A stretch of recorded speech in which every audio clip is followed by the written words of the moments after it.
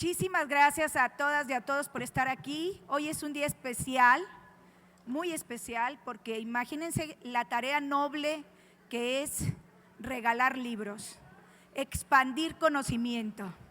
Y gracias a la Brigada para Leer en Libertad, a la labor extraordinaria de Paloma Sáiz, Tejero, Paco Ignacio Taibo, todo su equipo, Betty, Marina Taibo, José.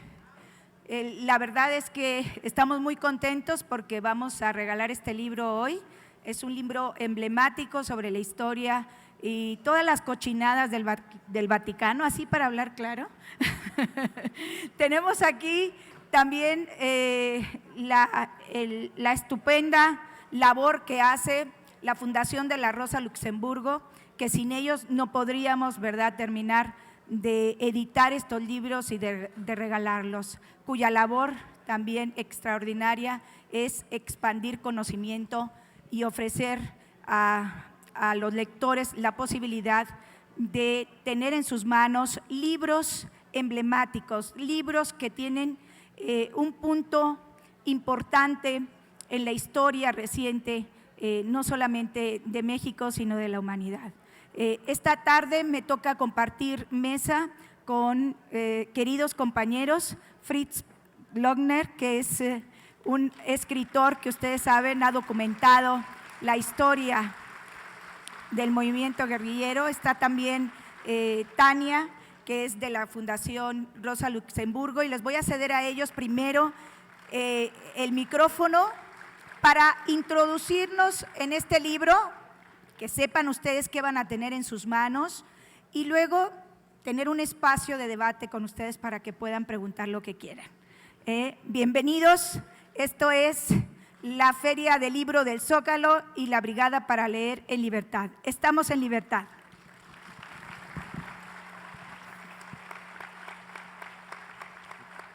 Bueno, buenas tardes, gracias San Juana, gracias Fritz, gracias a la Brigada para Leer en Libertad. Estaba previsto que presentara por parte de la Fundación Rosa Luxemburg su director en esta oficina regional para México, Centroamérica y Cuba, Torge Lodding, pero hubo algunos imprevistos y va a llegar más tarde. Estará dentro del público al rato. Hay algunos compañeros y compañeras de la Fundación por aquí. Yo les voy a hablar un poquito desde la Fundación, lo que hacemos, el trabajo, y un poco desde el pensamiento de Rosa Luxemburg sobre socialismo y las iglesias, para hacer un poco un cruce con el título del libro que hoy presentamos. Entonces, bueno, la Fundación Rosa Luxemburg es una de las 6 fundaciones del sistema de fundaciones políticas alemanas, es la que está cercana al partido de la izquierda, y lleva su nombre en honor a la activista polaca alemana. Ella era socialista, defensora de las causas de la revolución y la clase obrera a principios del siglo XX. Esta fundación pues su trabajo está en 18 países aproximadamente, y el trabajo que hacemos desde la Oficina de México es en Costa Rica, Guatemala, Cuba, México y Nicaragua. ¿Qué hacemos? Promovemos la formación política y la democratización de la participación y la información para generar alternativas al modelo capitalista neoliberal, que no solo genera despojo y violencia, sino también represión y censura hacia quienes hacen un trabajo serio y riguroso para dar a conocer a la población la otra cara de la moneda, las otras versiones de las historias que nos han pretendido imponer para mantenernos adormecidos, divididos y paralizados como pueblo. La Brigada en México es una de las organizaciones contraparte con la que trabajamos y trabaja de manera incansable en el fomento a la lectura, ya lo dijo San Juana.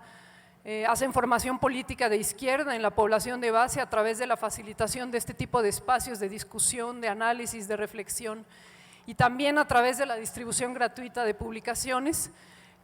Pues miles de ejemplares de libros de distintos títulos se han repartido por años ya, y eso es lo que apoyamos desde la Fundación, con el fin de que estas publicaciones lleguen a manos de miles de personas que a veces no tienen las posibilidades económicas para pagar un libro. Una de las aliadas estratégicas con quien trabaja la Brigada es justamente San Juana Martínez, quien es una periodista comprometida con la verdad y las causas justas, y quien ha padecido amenazas de muerte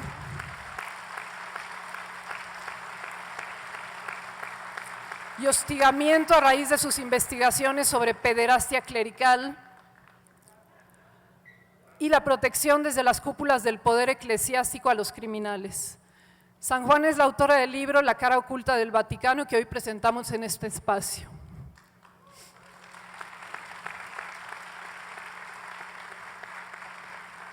¿Por qué publicar este libro nuevamente? Hay varias razones. La principal es porque este libro, en sus ediciones pasadas, ha sido misteriosamente desaparecido de los estantes de las librerías, ya lo dice San Juan en el mismo libro. Eso es censura, aquí y en cualquier lado. En la Rosa Luxemburg promovemos el derecho a la libertad de expresión y a la libertad de información. Entonces, por eso queremos también apoyar estos libros, estos títulos. El destino de este libro, creo yo que ha seguido el mismo camino de periodistas, defensores y defensoras de derechos humanos, cuando no se callan, cuando se atreven a decir la verdad públicamente sobre pues, las atrocidades que han pasado miles de personas. Pero la verdad tarde o temprano sale a la luz.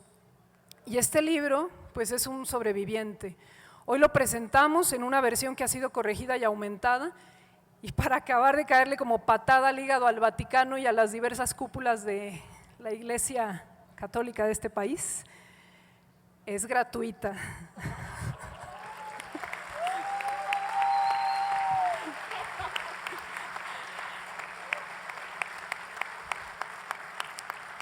Tome para que lleve.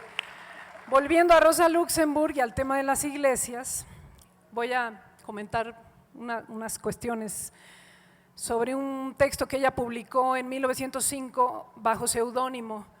Ese texto se llamaba El socialismo y las iglesias, y lo hizo con el objetivo de explicar a los obreros polacos que comenzaban ya a tener conciencia de clase por qué la iglesia, y en ese entonces en particular la iglesia ortodoxa rusa y la iglesia católica en la etapa capitalista de principios del siglo XX, eran instituciones antirrevolucionarias y explotadoras inhumanas de trabajadores que exhortaban a los obreros a aceptar la pobreza y la opresión. Rosa decía que la flagrante contradicción que existe entre las acciones del clero y las enseñanzas del cristianismo debe ser materia de reflexión para todos. Hace un recuento minucioso de la historia de la Iglesia y su evolución a través de los siglos.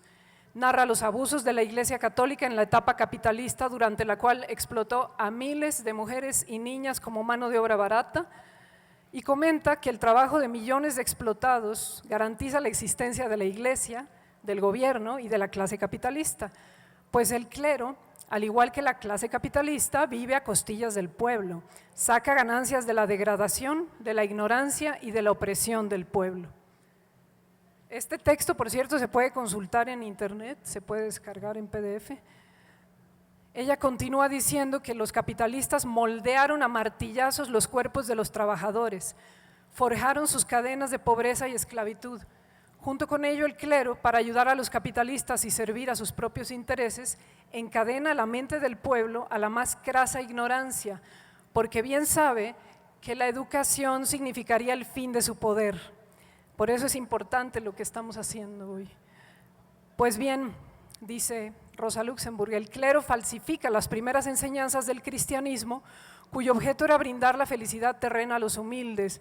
Trata de convencer a los trabajadores de que el sufrimiento y la degradación que soportan no son producto de una estructura social defectuosa, sino del cielo, de la voluntad de la providencia, entre comillas. Así la Iglesia mata la esperanza del obrero, su fuerza, su deseo de un futuro mejor, su fe y su amor propio. Perpetúan la ignorancia y degradación del pueblo. Un dato que me pareció muy interesante de este texto es un vínculo que hay clarísimo que hace Rosa entre capitalismo, bienes y riquezas de la Iglesia y justo el origen del celibato sacerdotal.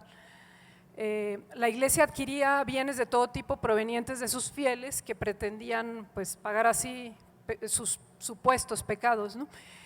Entonces dice Rosa en este texto, el clero dejó de ser el administrador de la riqueza de la Iglesia que la Iglesia, le había confiado. Declaró abiertamente en el siglo XII, en una ley que dijo provenía de las Sagradas Escrituras, que la riqueza de la Iglesia no pertenece a los pobres, sino al clero y sobre todo a su jefe, el Papa. Por tanto, los puestos eclesiásticos eran la mejor posibilidad de gozar de una buena renta. Cada eclesiástico disponía de la propiedad de la Iglesia como si fuera propia y la legaba a sus propios parientes, nietos, hijos. Así se consumó el pillaje de los bienes de la Iglesia que quedaron en manos de los familiares de los clérigos. Y por esta razón también los papas se proclamaron soberanos de la fortuna de la Iglesia y ordenaron después el celibato sacerdotal, justo para impedir la dispersión de su patrimonio. El celibato se decretó en el siglo XI, pero se puso en práctica recién en el siglo XIII debido a la oposición del clero. Para impedir aún más la dispersión de la riqueza de la Iglesia, en 1297 el Papa Bonifacio VIII prohibió a los eclesiásticos entregar sus rentas a legos sin permiso papal.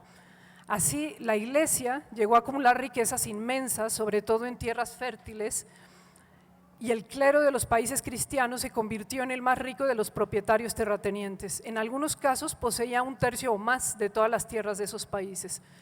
¿Por qué menciono todo esto? Porque el uso y el abuso del poder en todos los ámbitos sociales son temas políticos. Y en términos de poder que ostentan y ejercen tanto la Iglesia Católica como el sistema capitalista y también el Estado, no mucho ha cambiado desde el Imperio Romano y desde los siglos XIX y XX.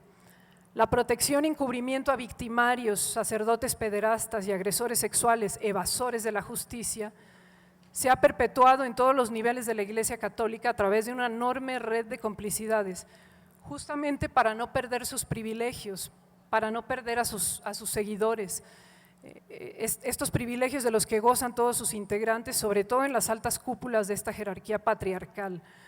Es indiscutible el papel que ha tenido el Vaticano y la red de integrantes de la Iglesia Católica en México, a todos los niveles durante todos estos años, en la perpetuación de las condiciones de ignorancia, de indiferencia, de sumisión y de creencias dogmáticas de una gran cantidad de la población, cuya fidelidad a estas creencias le impide ser crítica hacia estos actos cobardes de abuso sistemático y les convierte en cómplices silenciosos. Igualmente es irrefutable el papel de todos estos actores en la protección y encubrimiento a sacerdotes corruptos, abusadores sexuales y pederastas. Por todo esto, gracias a las y los muchos valientes sobrevivientes de estos abusos que se han atrevido a denunciar, que se han atrevido a sacar a la luz pública todo esto, gracias a valientes sacerdotes y religiosas, defensoras y defensores de derechos humanos, que son congruentes con sus principios y dejan a un lado el miedo para denunciar y buscar justicia, como Alberto Atié, que se menciona largo y tendido en el libro, y gracias también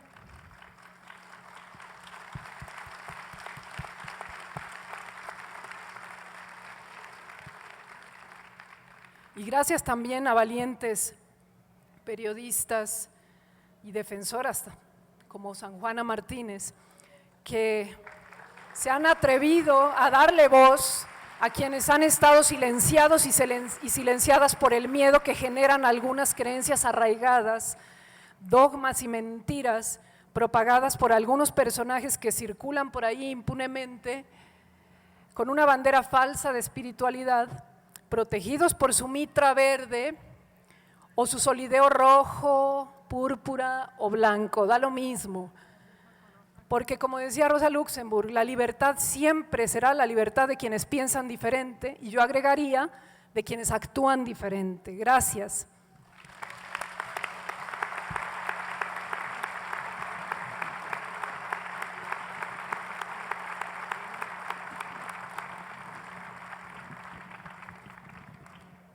Gracias.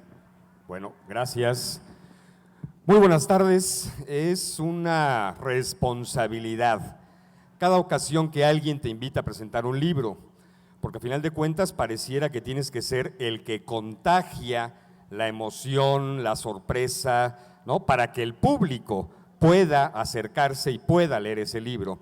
El día de hoy, de alguna manera, se trata de una misión un poco sencilla, un poco simple. Aunque por el otro lado, cuando me dijeron, vas a presentar a San Juana en la Feria del Libro, a toda madre, ¿no? A San Juana la conozco desde 1993 en Madrid, cuando cenamos alguna vez luego de la Semana Negra de Gijón, y Carlos Puig me presentó a la entonces corresponsal en Europa. Y entonces me cayó muy bien y desde entonces, de alguna u otra manera, con distintos tiempos, intervalos, pero bueno, me quedaba clarísimo desde entonces quién es San Juana y su trabajo.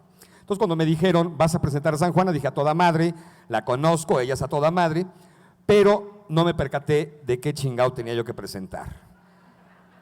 Y cuando me dicen, vas a tener que el libro, además, peor tantito, ¿no? Vas a tener que leer el libro en PDF porque todavía no está impreso, güey.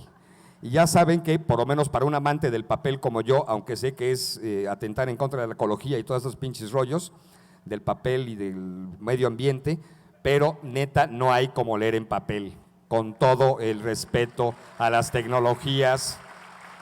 El papel es vida, el papel sí lo tocas, con el papel te emocionas, con la pinche pantalla te cansa, te agota, te da hueva. Y huevos, que me llega el libro de la San Juana. 500 y pico de cuartillas en pantalla, güey. Y que veo el título, cabrón. Y dije, pinche Fritz irresponsable, ¿para qué dijiste que sí, cabrón? ¿No?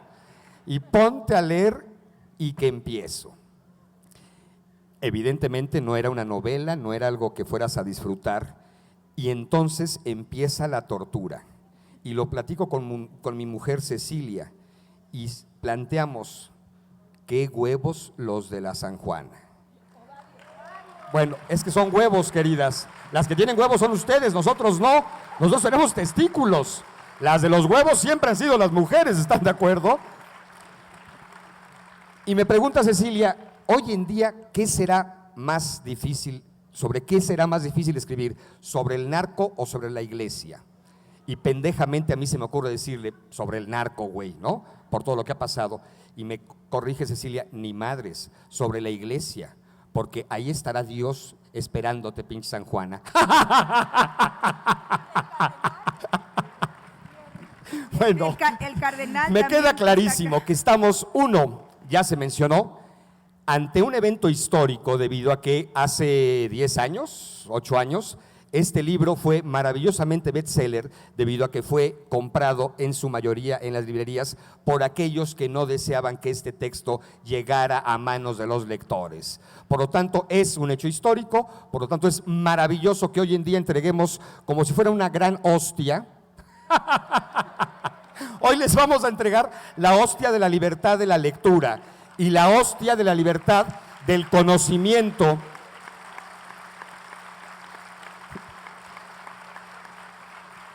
La hostia de la libertad del conocimiento sobre un título que yo cambiaría rotundamente. En lugar de la cara oculta del Vaticano, yo le pondría las chingaderas del Vaticano, güey, ¿no? Para mí el título perfecto sería ese, pero bueno, no soy el que pone los títulos, ese fue San Juana. Pero bueno, hoy les vamos a entregar maravillosamente ese texto que es difícil de leer. Es difícil de leer debido a que te queda un sabor de cobre en la boca cuando lees este texto que dices, carajo, qué pinche realidad, qué pinche impunidad, que es lo peor tantito. O sea, cómo la impunidad se puede vestir de morado, de blanco, de santidad y sigue sucediendo y no hay justicia. Y sigue habiendo borregos que de pronto generan la multiplicación de la misma injusticia y se sigue manteniendo una impunidad en una sociedad, no como la nuestra, que también tiene mucho que ver la nuestra, pero es a nivel mundial y todo lo que tiene que ver con el Vaticano como centro gravitacional desde el cual se generan las chingaderas en el mundo. Y eso dice uno, carajo. San Juan hace una disección maravillosa del Vaticano y específicamente del mismísimo Juan Pablo II. Donde no tengo nada que contarles, porque si no, no leerían el libro, a pesar de que sea gratis, entonces no voy a chismear más allá de lo necesario.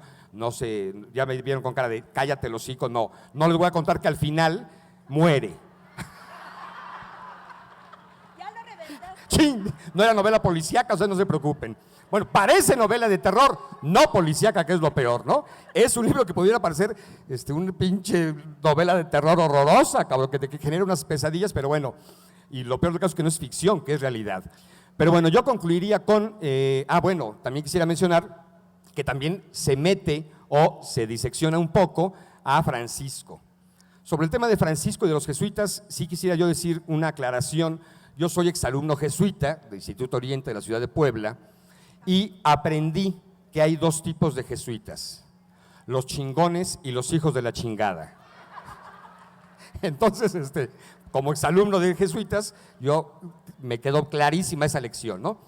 Pero bueno, quisiera yo cerrar mi intervención, porque evidentemente la que quieren escuchar es a San Juana y no al presentador o a los presentadores, planteando que desearía que no existieran San Juanas, para que no existieran estas pinches realidades. Pero ya que existe la realidad, afortunadamente existen periodistas como San Juana que nos traen este tipo de textos para que la impunidad no devore nuestros sueños. Gracias.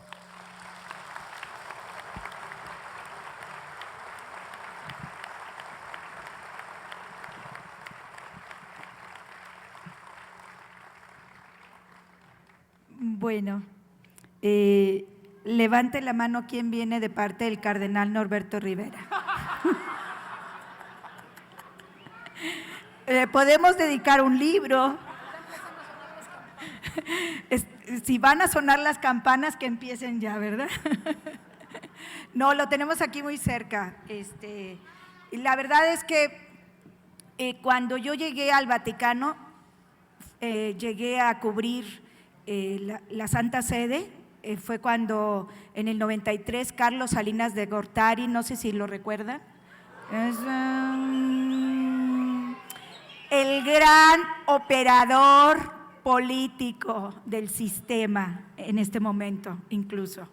Dicen que no le importan los partidos, ¿no? Que sigue operando. Bueno, Carlos Salinas de Gortari fue el que finalmente convirtió ese amaciato que existía de las relaciones diplomáticas entre México y el Vaticano en una realidad y lo convirtió en matrimonio. Entonces, abrieron las relaciones diplomáticas de México y el Vaticano, y aquello se convirtió en un elemento interesante para todos los periodistas.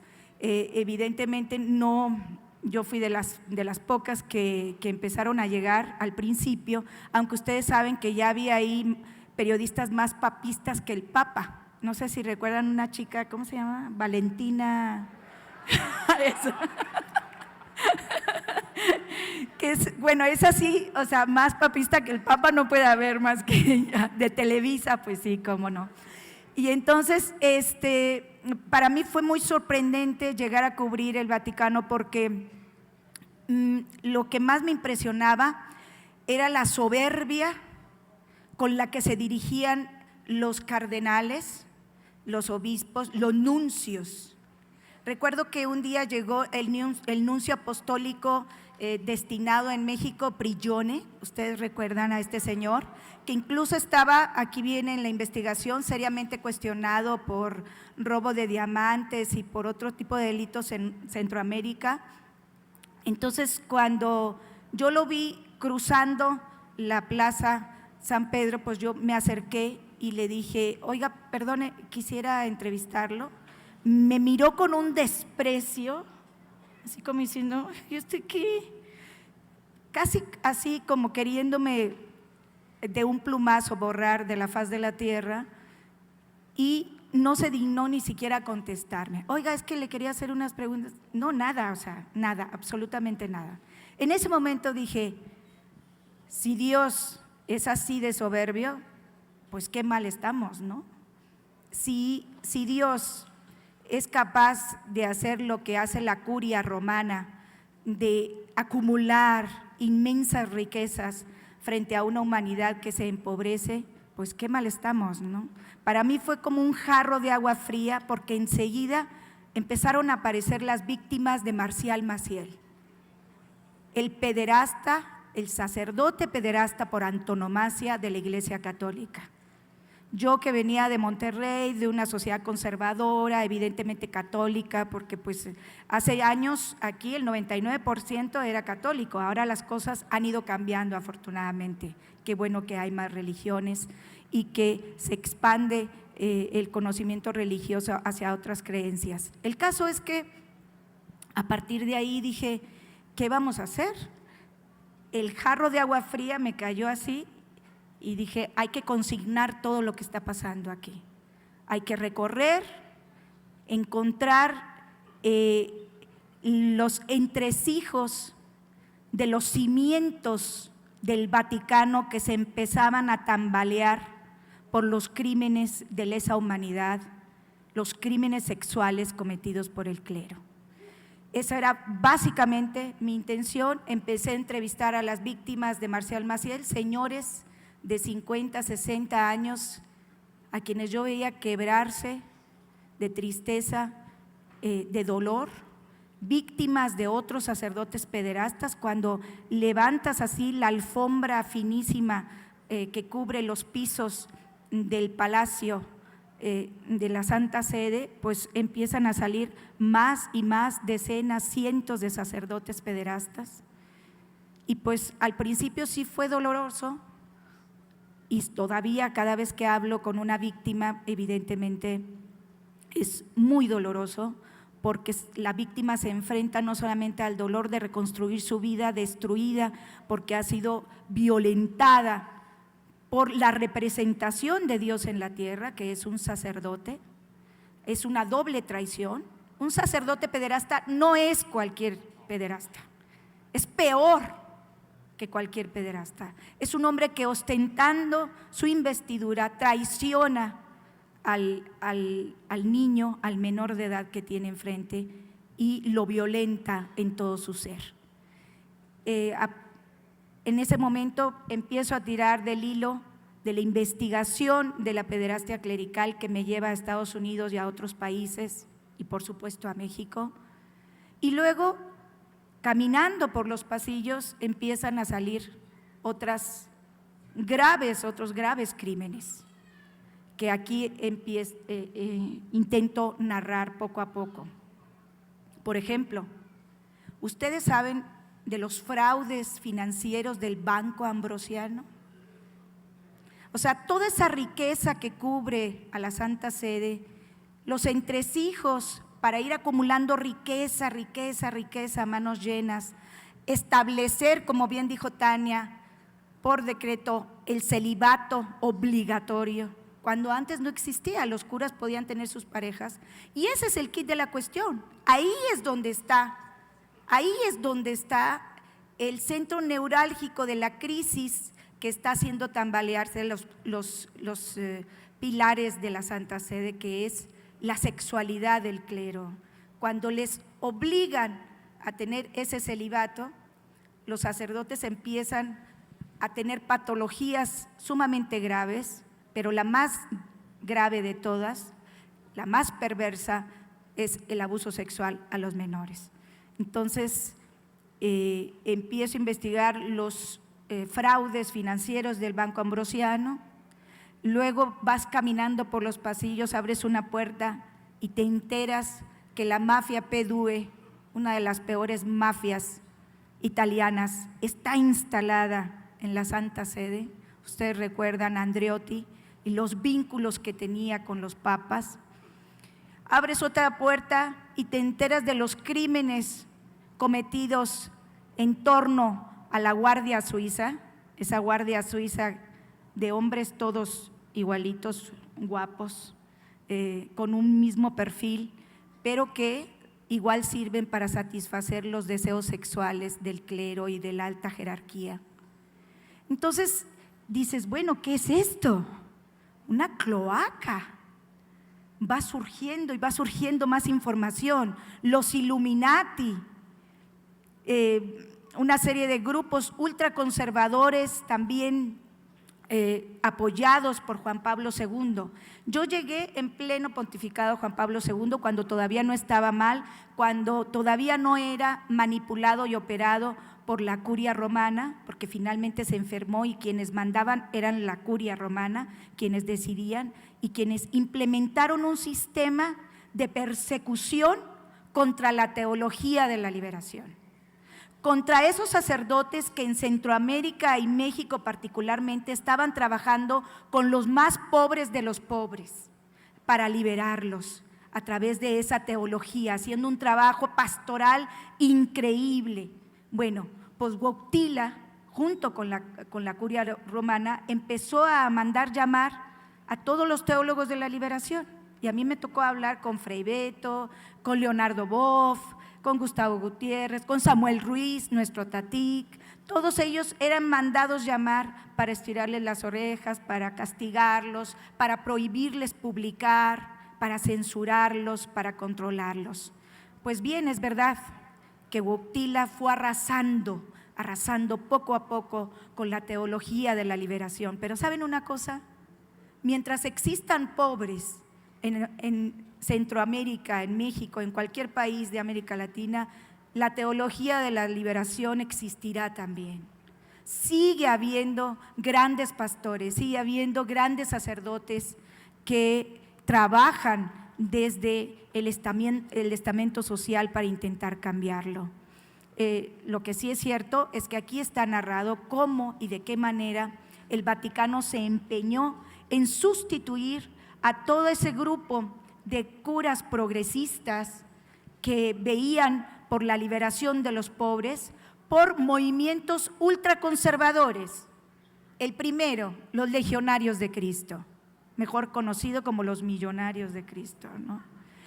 Los legionarios de Cristo por eso nunca castigaron a Marcial Maciel, porque entregaban grandes cantidades, millones y millones de dólares a las arcas del Vaticano. Y como antes lo dijimos, esa vocación de acumulación de riqueza que aún hoy en día se sostiene, pues permitió a Marcial Maciel violar niños y a algunos de sus sacerdotes por más de 40 años. El Vaticano supo desde el primer momento los crímenes sexuales de Marcial Maciel, pero no quiso actuar. Le permitió continuar, así como le permitió continuar a un montón de sacerdotes pederastas, a quienes desde 1960 se determinó a través de una orden desde el Vaticano que decía que lo único que se podía hacer con un cura pederasta era removerlo de parroquia en parroquia e incluso de país en país. Y eso es lo que ha sucedido, por eso los crímenes sexuales del clero se han convertido en crímenes de lesa humanidad, porque ahora están extendidos por todo el mundo, porque en Estados Unidos ha habido más de 10,000 víctimas con alrededor de 5,000 sacerdotes denunciados por abusos sexuales y 2,000 millones de dólares en compensaciones. 2,000 millones de dólares. Allá sí funciona la justicia, no como aquí, en donde el cardenal Norberto Rivera, que lo tenemos aquí muy cerca, ojalá y me escuche, se ha empeñado en proteger a los curas pederastas en lugar de proteger a los niños, a las víctimas, de abrirles los brazos, como dice el Evangelio, y recibirlos con amor e intentar finalmente conseguir un poco de justicia y reparación para esas víctimas que siguen esperándolo. No hay muchos sacerdotes encarcelados, a pesar de sus crímenes deleznables. Hay la posibilidad de demostrarlo ya. Al principio se decía, bueno, es que esos crímenes siempre han existido, es verdad. Por los siglos de los siglos pueden haber existido los abusos sexuales del clero antes de que el celibato obligatorio no existiera, porque seguramente la sexualidad del clero era diferente. Pero luego, ¿qué pasa? ¿Por qué no se hace justicia y reparación para esas víctimas? Por la razón más antigua del mundo, el dinero. El Vaticano no quiere pagar a las víctimas las compensaciones a las que tienen derecho, porque tienen el ejemplo que sucedió en Estados Unidos, con 2,000 millones de dólares en compensaciones, que es la deuda externa del Salvador, por ejemplo, y que se le tuvo que pagar, y qué bien que se le pagó a las víctimas, algunas de las víctimas, pero eso provocó la quiebra de la iglesia norteamericana. Empezaron a vender iglesias, terrenos, y bueno, en México, ¿cuándo? ¿Cuándo se va a empezar a enjuiciar a los cientos, miles de sacerdotes pederastas que siguen de manera impune y libre violando niños día con día? Los casos no cesan. Tenemos el caso de Oaxaca. Esta mañana hablé con una de las víctimas. Sigue esperando que el sacerdote que lo violó sea llamado por la justicia. Los jueces se convierten en tapaderas.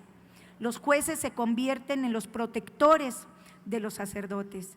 Y entonces con este sistema de justicia es difícil que puedan alcanzar una reparación y que estos depredadores con sotana finalmente terminen tras las rejas, que es donde deberían de estar. ¿Qué pasó cuando sucedió este camino azaroso que tuvo este libro? De pronto me empezaron a llegar testimonios de que el libro desaparecía de las librerías, no porque se lo robaran, sino porque llegaban y compraban 20 los que hubiera, 25, 50 se los llevaban. Y yo dije, oye, qué bien, qué estupendo, habría que… Bestseller. El caso es que se tiraron 3,000 o 4,000 ejemplares, nunca más se volvió a tirar, la editorial no quiso arriesgarse más y el libro se quedó ahí arrinconado. Hace unos años en Guadalajara un grupo de gente me dijo, oiga, lo podemos reeditar, queremos hacer 1,000 libros. Le dije, sí, sí. Y después de un mes me invitaron a presentarlo. Cuando llegué era un estadio, como con 5,000 personas. Dije, ¿cómo hicieron esto? Que no me avisaron. Y total, esa fue la última vez que se editó el libro. ¿Qué pasó cuando desapareció este libro? Dije, no podemos hacer eso. Yo hice una trilogía. El segundo libro, que se llama Manto Púrpura, pederastia clerical en tiempos del cardenal Norberto Rivera, fíjense en el título, directo a la cabeza. Ese libro cayó como una bomba en la jerarquía católica mexicana. Hugo Valdemar, que es el perro guardián del cardenal Norberto Rivera, el que sale ahora a despotricar contra los matrimonios del mismo sexo y que sin fijarse que dentro de la Iglesia Católica, aquí viene también cómo existe una buena parte de sacerdotes homosexuales, ¿por qué no decirlo? Entonces dije, hay que hacer otro libro. Cuando sale Manto Púrpura, el cardenal exige una disculpa pública por el libro. Yo evidentemente me niego. Y no, es que tengo que hacer un anuncio urgente. Vamos a empezar a distribuir el libro. No más que en esta sala diseñada para 760 personas tiene cerca de 1,500 en estos momentos. Entonces les pedimos de veras un favor, que es uno por familia, pareja de novios uno solo, el primo y la prima uno solo, y luego se lo pasan, lo rolan, porque si no le vamos a quitar un libro a alguien y no va a alcanzar. Entonces, por favor, y sigue San Juan. Gracias, gracias Paco. No necesitan levantarse, todos van a alcanzar, la mayoría va a alcanzar. Hemos traído muchos libros, así que por favor no necesitan levantarse, van a ir pasando por ahí los libros, ¿ok? Entonces les seguía platicando, cuando surgió ese libro, bueno, dijeron que pida disculpas, me negué a hacerlo. El libro finalmente fue llevado a un almacén, había como 10,000 ejemplares y el libro ya no se vendió. O sea, me volvía a suceder lo mismo. El poder de la censura de la iglesia, de la jerarquía católica, estaba encima de la libertad por difundir la verdad de lo que estaba pasando en torno a los abusos sexuales del clero cometidos en México. Ese libro contiene un índex como el Index Prohibitorium del Vaticano, pero esta vez un índex de sacerdotes pederastas con fotografía, con ficha, en donde yo alertaba a los lectores para que supieran identificar a los curas pederastas. O sea, traía un auténtico archivo de criminales con sotana. Imagínate tú. Entonces, hay que hacerlo. Tenemos que proteger a nuestros niños, ¿sí o no? Claro. Entonces, el libro pues quedó en un almacén en la Brigada para Leer en Libertad, lo empezamos a vender, lo rescató Paco Ignacio Taibo de las fauces de la trituradora del editorial y se empezó a vender aquí a bajo precio. Ese fue el segundo.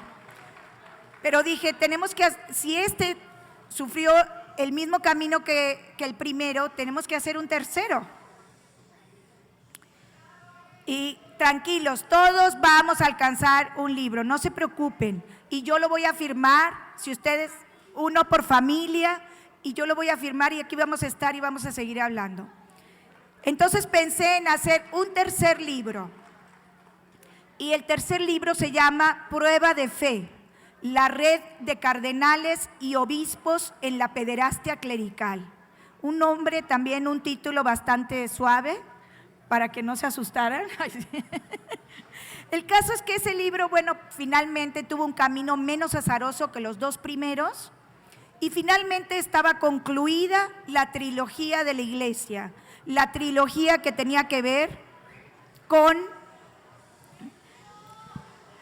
van a alcanzar, no necesitan ni siquiera levantar la mano, los van a ir pasando en cada orilla.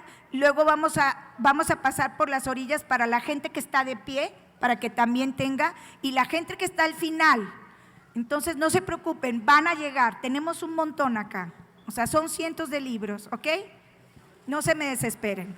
Finalmente, lo que les quiero decir es, para pasarles el micrófono y empezar a hacer un debate sobre estos temas, es que la cara oculta del Vaticano, mira, aquí está Torge, gracias Torge, el jefe de Rosa Luxemburgo en México. Gracias por este libro.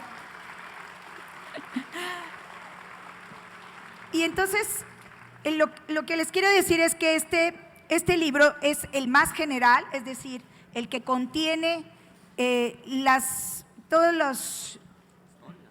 historia, por supuesto, los recientes cambios de los papas.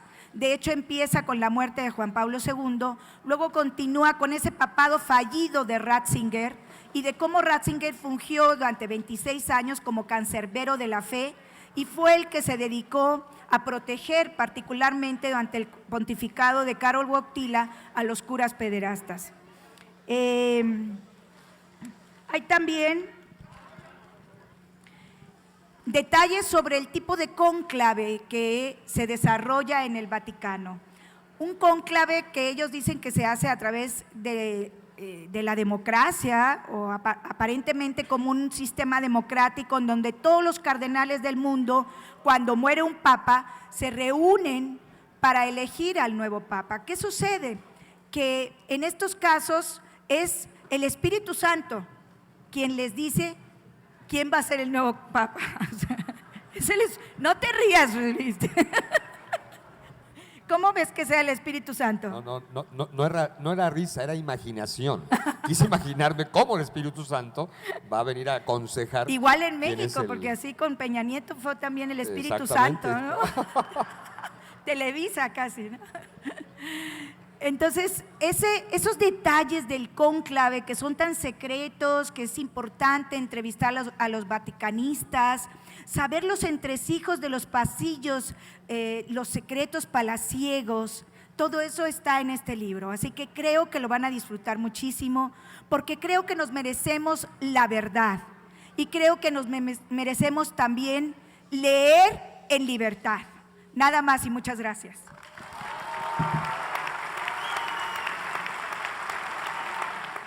Buenas tardes.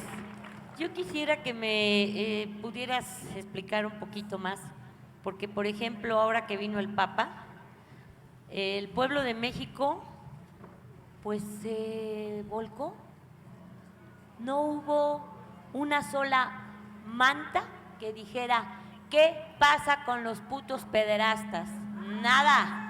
No hubo un solo movimiento de ninguna organización, y anduve por casi toda la ciudad, que dijera, Papa, usted tiene el deber de hablar sobre el problema de los pederastas y de toda la corrupción que hay en la iglesia. No lo hubo. creo que muchos quedamos pues totalmente en espera de mejores cuestiones para esta situación de la que tú estás hablando. Ok. La otra, Ah. rápidamente. ¿Cómo podrías explicar el fenómeno de que sabiendo todo esto que tú acabas de explicar, la gente sigue sin protestar? Porque en lo personal hay gente que yo tengo fe, pero no tengo fe en una iglesia, ni en un sacerdote pederasta, ni mucho menos. A mí sí me consta que hay sacerdotes que ayudan a muchos indígenas, a mucha gente pobre, y la fe para mí está diferente totalmente de lo que hay en la corrupción de todo lo que implica a la iglesia. Entonces, ¿cómo es posible que sí, efectivamente gritan Televisa, pero señores, hay Canal 11, hay Canal 22, donde de hecho sale Taibo, y donde hay libros, donde hay una cantidad de opciones que son gratis, y seguimos en la misma pendejada por años, por siglos de los siglos? Amén. Muchas gracias. Pues mira, esta edición está corregida y aumentada. Tiene, por supuesto, lo que tiene que ver con el inicio del pontificado de Francisco, que no hay mucho cambio en la cuestión de los crímenes sexuales del clero. ¿Por qué? Porque él ha dicho que es cero tolerancia, pero sin embargo no ha actuado. Los sacerdotes abusadores siguen siendo protegidos. El último fue un nuncio apostólico de República Dominicana acusado de violar a decenas de niños y que fue sacado por el Papa Francisco de República Dominicana cuando se abrió la investigación y la orden de captura. El Papa lo rescató con un pasaporte diplomático y se lo llevó al Vaticano. Luego apareció muerto en sospechosas circunstancias, pero no quiere decir que se haya hecho justicia. Las víctimas esperaron durante meses que el Vaticano extraditara al delincuente sexual con sotana y no fue así. Entonces, esa es la primera muestra que nos da Francisco de que no ha habido cambios. Luego vienen más hechos y vienen más casos que están documentados y que por supuesto aquí lo decimos. Cuando vino el Papa, sí hubo protestas. Hubo un grupo de víctimas que de manera valiente, valerosa, porque esta lucha es de las víctimas. Yo quiero un aplauso para las víctimas de abuso sexual, porque son ellos, son las víctimas quienes están luchando por la justicia y la reparación. Nosotros solamente damos voz a los que no tienen voz, pero son ellos muy valientes. Se plantaron con algunas pancartas que no se hayan visto en la televisión, es otra cosa, por obvias razones, pero el Papa Francisco les dio a las víctimas la primera bofetada desde que se bajó del avión en México, porque quien lo recibió fue el gran protector de pederastas, sacerdotes, el cardenal Norberto Rivera. Fue quien lo recibió y se subió con él en el papamóvil. Entonces las víctimas se sintieron verdaderamente decepcionadas, no las recibió, pero por supuesto que alzaron su voz y protestaron. O sea, que no se fue tampoco así como nada más de rositas, como quien dice. Luego, ¿por qué? La otra pregunta, ¿por qué la gente no protesta? Pues no sé, díganmelo ustedes. Yo creo que hay muchas maneras de protestar y este pueblo cada día más está más despierto y no vamos a permitir más abusos, más fraudes, porque verdaderamente el cambio de México está en nuestras manos y creo que lo hemos asumido. ¿Sí o no?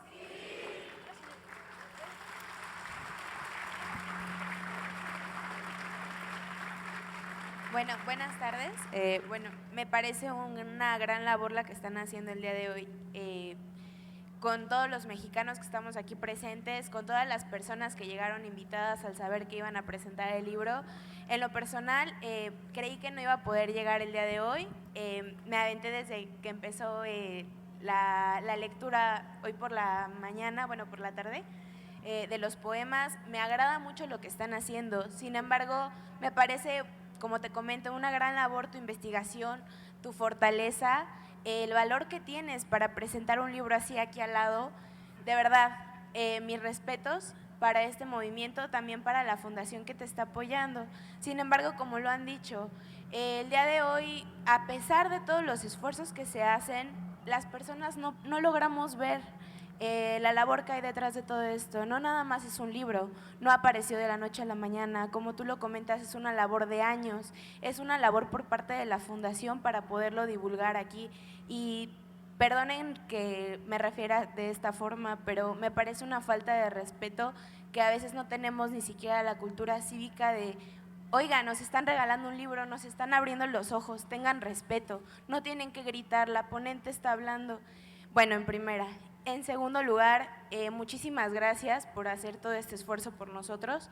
Me queda claro que en México y en la mayor parte del mundo la principal causa de guerras, de problemas, de muertes es la religión. No nada más la religión católica, no nada más la pederastia. La religión está matando a muchísima gente en el mundo. Soy estudiante de Relaciones Internacionales de la UNAM, de la FES Aragón orgullosamente, y te puedo decir que esto falta muchísimo en el país. Yo sé que se hace el esfuerzo, pero hoy en día los estudiantes tenemos que trabajar, tenemos muchísimas otras obligaciones porque no nos alcanza, porque a nuestros padres no les alcanza para darnos la educación que necesitamos, o ni siquiera alcanzamos las suficientes becas para llegar a estudiar con la tranquilidad de saber que vamos a tener para llegar a comer. Muy bien. Y hoy en día, de verdad, te agradezco el libro porque, como bien lo dices, no todos tenemos el acceso a los libros ni tienen a veces el precio más accesible. Gracias por esto y quisiera saber de qué otra forma podemos Gracias, divulgarlo. qué linda. ¿Tenemos todavía oportunidad de una pregunta más, Paco, o ya? ¿Ya no? Tengo una. Un chico que preguntar. Okay. Ya estoy grande, gracias. Hola, San Juana. Muchas gracias por el libro, muchas gracias por toda la labor de todos ustedes que están aquí. Tengo una pregunta muy básica. Se sabe que cuando alguien escribe, ustedes escritores, caen en el famoso error de no poder escribir. El problema del escritor que se queda completamente pasmado frente a su escrito. Y tú estás escribiendo de cosas horribles. ¿Qué sientes cuando te quedas trabada? ¿Qué te hace sentir trabada? ¿Qué es lo que en algún momento te dificulta escribir estas cosas y que finalmente se volvieron un éxito? Salió el libro. Gracias. Pues yo creo que soy igual que todos ustedes. Al momento de estar escribiendo una historia desgarradora, triste, terrible como estas, pues lo que me quiebra es el dolor. He escrito muchas páginas llorando, pero también rodeada de mucho amor, de la gente que quiero, de la gente que me quiere, de mis amigos, de mis hijos, de la gente que nos apoya, de los compañeros. Y eso es lo que nos salva siempre, el amor y la vocación de contar la verdad por encima de todo. Gracias.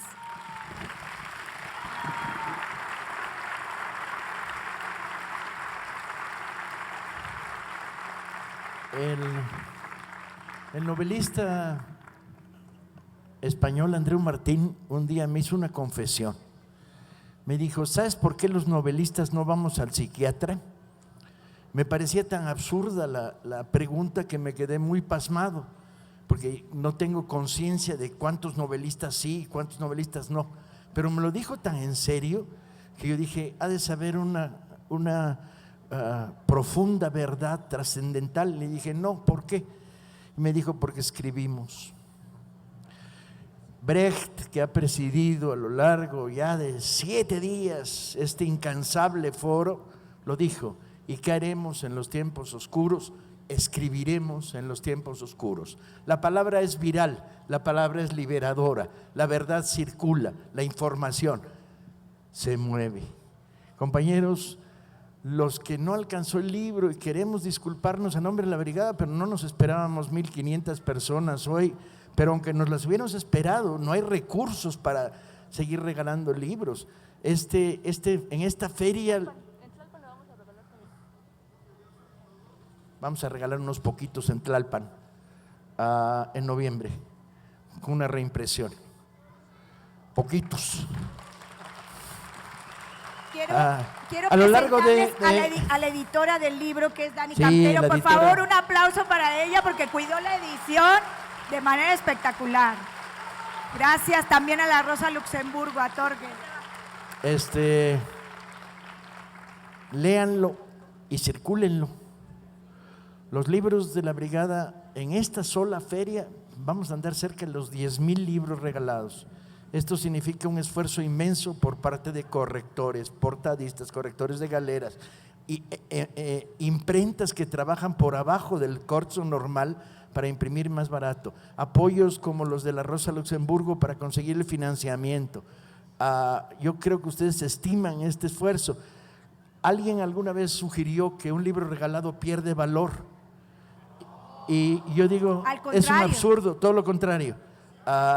El problema es, bueno, también si te andan regalando libros chatarra, pues pierden valor, pero antes de que se los regales, pues andan por ahí regalando el de cómo conseguir ligarse a la secretaria del jefe y que él no se dé cuenta, pues ese vale madres desde antes, pues, ¿no?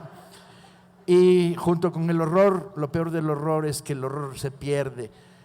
Contemos las historias, circulemos los libros, corramos la voz, informémonos. Un país se libera en la medida en que genera información, que la información se vuelve conciencia y que la conciencia se vuelve organización. No son eternos, nos libraremos de ellos. Muchas gracias y esto sigue.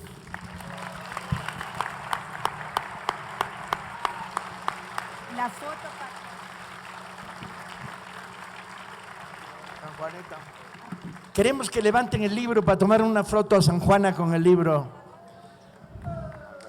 Los que les tocó. Chin. La bajamos. Agárrenla de la otra mano y ahorita brincan. Gente por el lado de allá. No me dejaron que bajara de brinquito. Ahí va.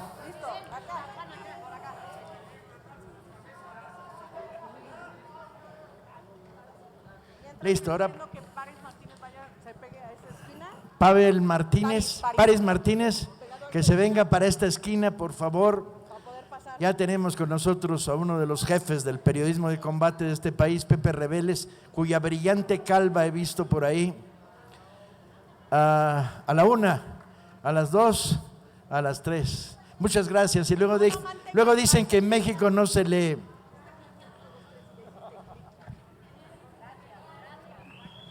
Muchas gracias a todos.